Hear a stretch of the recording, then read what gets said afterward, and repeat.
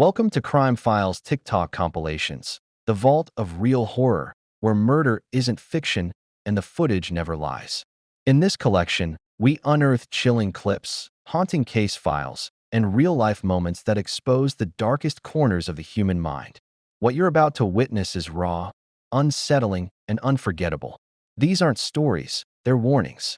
This CCTV footage shows this woman's last moments before she was brutally murdered by this man, only moments later. Hi, I'm Meg. I talk about true crime. Let's get into this case. Grace Millane was only 22 and she had just graduated from the University of Lincoln. She was really excited about what was next to come. She had spent years saving up for a backpacking trip, and it was finally time for her to go.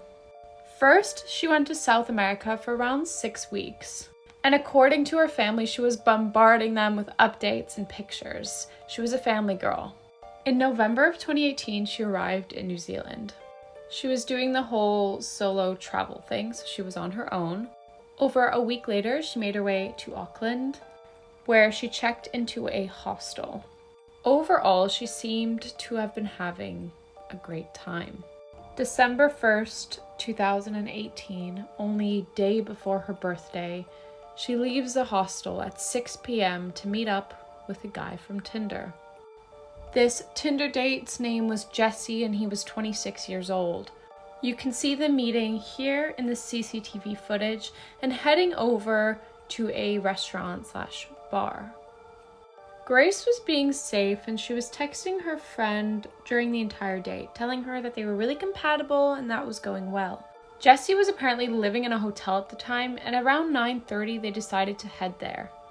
And these are Grace's last moments seen alive. The footage that comes after this is insane. December 2nd, aka the next day, was Grace's birthday, so her loved ones from England just started sending her loads of texts. Happy birthday, they were trying to call her. She wasn't responding, which was extremely out of character for her. Now, let me show you what Jesse was doing on the 2nd of December. Here's Jesse leaving the hotel. Here's Jesse up in that corner, buying a suitcase, returning it to the hotel, buying cleaning supplies, and lifting these suitcases back into the elevator and into a rental car that he bought that day. That same day, he even bought carpet cleaner, like a whole machine that cleans carpets, and told the hotel it was because he spilled some red wine on the floor. Safe to say he's looking a bit suspicious. By December 5th, Grace's family had not heard back from her yet. At this point, they had a really bad feeling, and so they called the Auckland police to let them know that she was missing. So they filed the missing persons report, and the Auckland police started digging. The police did an amazing job in this case. Go to part 2 to see what happened next because it's insane. Buried in a shallow grave. The trial was horrific for Grace and her family because all of her sexual past, her behavior was brought up when it had nothing to do with what happened. Yeah. The trial took almost 3 weeks and a jury made up of 7 women and 5 men returned a guilty verdict after 5 hours of deliberation. Good. Okay. The Prime Minister at the time actually issued an apology to Grace's parents right away for what had happened on their soil. Yeah. She said, "Your daughter should have been safe here and she wasn't, and I'm sorry for that." After the trial ended and the name suppression was lifted, it was reported that Jesse Kempson had sexually assaulted another British tourist just months earlier who he had also met on Tinder. He also faced 8 charges of sexual and other violence against his current girlfriend. Oh, he had a girlfriend at the time too? Yes. I don't know if they were like on and off again or whatever. Yeah. Up until June 29th, 2021, Jesse Kempson has tried to appeal his verdict multiple times, but all have been denied. Good. Just killed Cassie. We just left her house. This is not a fucking joke. I'm shaking. I stabbed her in the throat and I saw her lifeless body just disappear. Dude, I just killed Cassie. Brian and Tori were arrested for murdering Cassie. The police were able to recover the masks and also the clothing that the boys had been wearing during the murder, plus a videotape. Now, it was pretty damaged, but still in good enough condition that the investigators were able to recover the footage off of it. And this footage was truly terrifying. This is next level. Almost as though they were making their own sick, twisted home horror movie. Unfortunately, we have the grueling task of killing our 2 friends, and they are right in that house just down the street. We just talked to them. We were there for an hour, but We checked out the whole house. We know there's lots of doors. There's lots of places to hide. Now we just gotta wait. And, yeah, we're ready. we're listening to the greatest rock band We've ever, waited for this for a long time. Pink Floyd, before we commit the ultimate crime of murder. We waited for this for a long time. A long time. We'll stay tuned. Hi. How you doing? Oh yeah. What's going on, man? Everything's good. Drop the hammer. Nope. Hey. What is going on right I'm now? not getting any answer on calls. On the 28th of October, 2022, 82-year-old Paul Pelosi called 911 after an armed intruder broke into his house and, oddly enough, was demanding to know where his wife was. Officers were immediately dispatched to the home, but they weren't prepared enough with what they saw behind the door. Yeah, literally said that. Hi. How you doing? Oh yeah. What's going on, man? Everything's good. Hi. Drop the hammer. Nope. Hey. What is going on right I'm now? not getting any answer on calls. Bro, oh shit. Calls in the area that you sent an email. I got him, Give me your fucking hand. Units code Give me your fucking hand. 40 Broadway. The intruder suddenly lunged and struck Pelosi in the head with a hammer before officers moved in to stop him from striking again. But the break-in and the attack weren't just random. The suspect that night had planned to kidnap Paul's wife, Nancy Pelosi, the Speaker of the U.S. House of Representatives, who fortunately wasn't home that night, with her husband becoming the target in her absence. The 82-year-old victim survived but suffered a fractured skull and serious injuries to his arm, while David DePape, the attacker and a politically driven conspiracy theorist, was charged with multiple state and federal crimes and was eventually sentenced to life in prison without parole. It's hard to imagine what might have happened if the officer hadn't arrived. This disturbing story that I'm about to explain might make you never use Tinder ever again. In November 2017, the woman you see right here, whose name is Cindy Loof, was swiping aimlessly on Tinder until she matched with a woman named Audrey. The two agreed to meet on their first date on the night of November 14th. Everything was perfect, and Sydney even took this picture before she went on the date, saying, "Ready for my date." On their date, they shared life stories and a bunch of laughs. But things took a turn for the worse at the second date when Audrey asked Sydney to go into her apartment. And as a result, Sydney never returned home. Sydney's family knew something was wrong when she didn't text them for 4 days and her pet cat wasn't fed. So as a result of all this happening, they immediately called the police. Unfortunately, a couple days later, Cindy Loof's body was found. Her body was brought to the morgue in 6 different garbage bags because she had been cut into 14 pieces while a part of her upper left arm was never found. After police investigation, the police found it very odd that 51-year-old Aubrey Trail and 25-year-old Bailey Boswell posted videos on Facebook claiming their innocence when the police were never even questioning them. It turns out that this couple is using the pseudonym Audrey on Tinder to lure Sydney into their apartment and recruit her into a cult. And the only reason Aubrey Trail dismembered Sydney's body and removed her organs was because he panicked after she accidentally passed out during a sexual fantasy. Aubrey Trail was convicted of first-degree murder and Bailey Boswell was facing first-degree murder.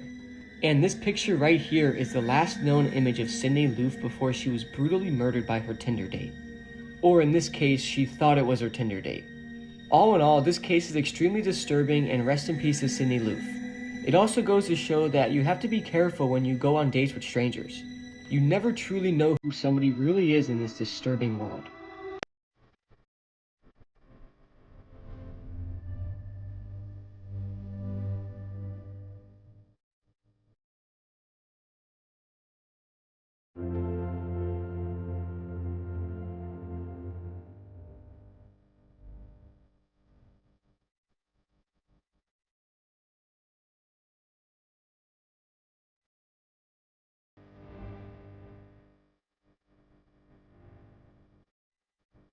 She never expected her Tinder date to turn out this way. In this photo is 26-year-old Saki Kondo, and she was originally from an area known as Himeji in Japan. But as she grew up, so did her dreams, and eventually she moved to a larger city known as Sanda City. And while she was living in Sanda, she took the opportunity to learn English fluently, which eventually led her to land a big-time job as a translator for a very large company in Japan. But even though she was quite successful in her career, she was still looking to find that perfect relationship. And that's where she came across this guy, Yevgeny, on Tinder. But he also happened to go by the name Jake. Now, Jake was actually from Russia, but he had relocated to New York. And he had recently gone to Japan on a tourist visa. And he had temporarily settled in this short-term rental in Osaka. And it's been reported that his main purpose for going to Japan was to hopefully find his future spouse. And so when he came across Saki on Tinder and noticed that she was fluent in English and Japanese, he was absolutely enamored. Not only was Saki beautiful in Jake's eyes, but her being bilingual would help him get along in Japan a lot easier.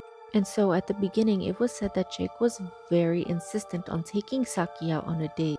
For the first few times that Jake asked her to meet in person, Saki kept saying no. But then on February 15th, Saki finally agreed to meet Jake in person.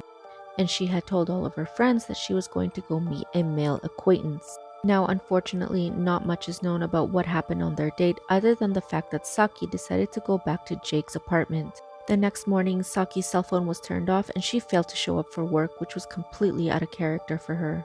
Her parents then filed a missing persons report on the 17th and a search began. Police then received a tip saying that Jake was holding a woman against her will in his apartment. And when police caught up with Jake to question him about Saki, all he said is that he wanted to remain silent. So police go back to the apartment where Jake was staying and they discovered an absolutely horrific scene. Initially, police discovered a suitcase, and when they opened it, inside was Saki's head. And when they confronted Jake with this information, that's when he finally confessed and told them what happened. It was later discovered that Saki had been strangled. And not knowing what else to do, Jake decided to get rid of her body by dismembering her. And he was caught on CCTV footage multiple times transporting bags. And inside of these bags were different parts of Saki. And because Jake didn't own a car, he relied on public transportation in order to get him to different destinations, including Osaka, Kyoto, and Kobe.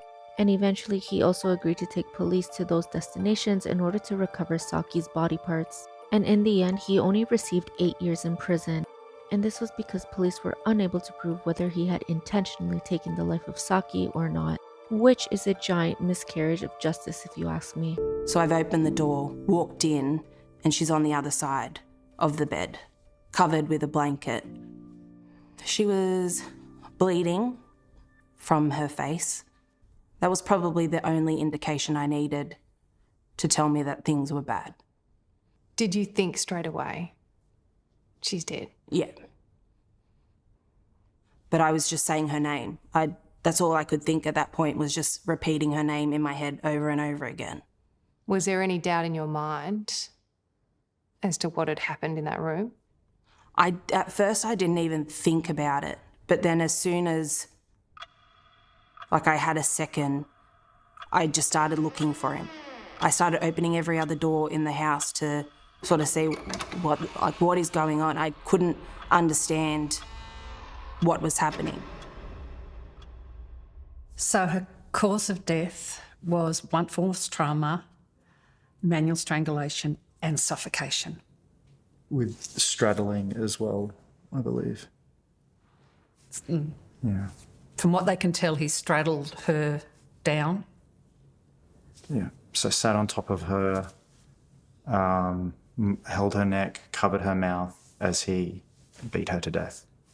Imagine getting arrested for having a child with a dead body. Jennifer Burrows is a 26-year-old who was working at a morgue when she was arrested after a DNA test proved her child's father was a dead body she was supposed to autopsy. But it actually gets worse from here, because while Jennifer was working as an assistant pathologist at the morgue, she had relations with more than 60 bodies, belonging to men aged 17 to 71 years old. She did this for 2 years until it led to the birth of her son. Her son's father was a 57-year-old veterinarian from Texas who passed away in a car accident in 2017. Jennifer was charged with 158 counts of indecent treatment of a corpse. Many psychologists and experts have debated why someone would do this. The reasons range from curiosity to severe mental illness. Some even believe Jennifer was suffering from psychosis. Alright, after all that, I don't really know how to end this video, so stay safe out there and follow for more. Welcome back to our YouTube channel. After murdering, day 3 after murdering somebody. Wow! Don't put that on camera. It was worth it.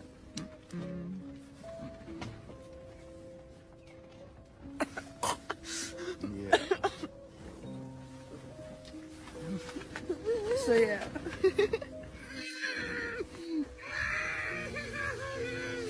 This YouTuber was murdered by her own father in an honor killing. Tiba al-Ali was originally from Iraq but moved to Turkey in 2017 at the age of 17 and has lived there for the past 6 years with her boyfriend. While she lived in Turkey, she began a YouTube channel and blogged her life and managed to gain around 34,000 subscribers. But even though Tiba seemed to love her new life, her father back in Iraq was not too happy with her decision to leave and not come back. And on January 2023, she went back to Iraq to attend an event and see some of her family, but while she was there, her father kidnapped her, drugged her, and then strangled her in her sleep. He later said that he did this to wash away the shame she had brought to the family. He eventually turned himself in, but apparently he won't be serving much time in prison. And this is because the penal code in Iraq allows judges to impose lenient sentences on people who kill for honorable motives.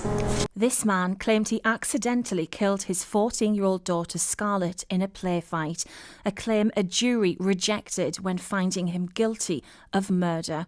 His partner, Sarah, and Scarlett's mum is adamant that it was an accident, and she gave evidence in court supporting him. If I thought he'd done it deliberately, then no, I wouldn't have been here. I wouldn't have been here, and I would have protected her with my life, as would have he. Vickers had argued that the knife that killed his daughter had become wedged against a granite chopping board while they were play fighting, and that Scarlett had run into the blade. There's nothing about in the kitchen. I don't understand how this happened, honestly. But during his trial, a pathologist said it was practically impossible for it to have been caused by anything other than a knife being held in a firm grip. I remember them two mucking about at the back door, and then I just recall her saying, ow. And then I saw there was no blood at first, but then she started bleeding a lot from her side. And I just thought that's not right, there's something seriously wrong.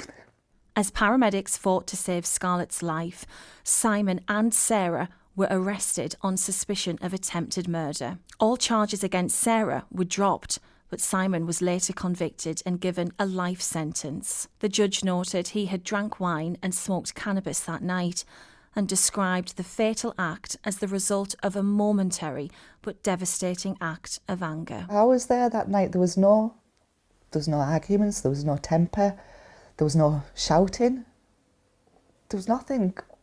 There will be people out there who are watching this who, if their partner had been responsible for killing their child, they would say, lock them up and throw away the key. Why do you think differently? Because I know he'd never harm Scarlett.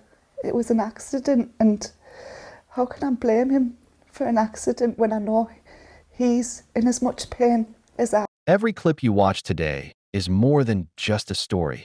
It's a chilling reminder that real life can be darker than fiction. If these crimes shook you, disturbed you, or left you with questions, don't stay silent. Hit that subscribe button to join a community that refuses to forget. Like this video to keep these stories alive. Share it to spread awareness, and drop a comment with your thoughts. Who do you think was really behind it, or what part shocked you most?